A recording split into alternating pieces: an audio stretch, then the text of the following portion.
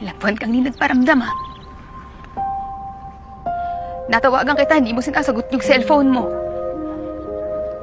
O di kaya laging walang signal. Hindi, sinasadya ko na hindi sumagot eh. Kasi, Jasmine, medyo sobra-sobra yun eh. Medyo nakulitan lang ako ng konti. Bakit? Masama bang mga musta? Masamang magtanong kung kailan tayo magkikita ulit? Hindi, pero hindi naman tayo eh. Tayo ba? May nangyari sa atin, di ba? May nangyayari sa lahat ng tao. Hindi natin pwedeng bigyan ng ibig sabihin lahat ng mga bagay. Malungkot ako.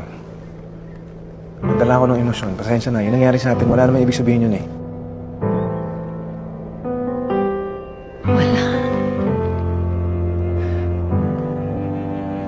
Ayok ka.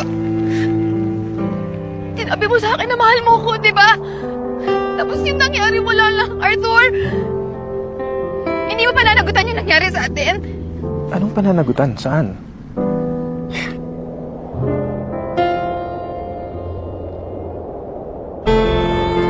Virgin ka ba? Parang naman tayo nag-enjoy ah. Bastos ka.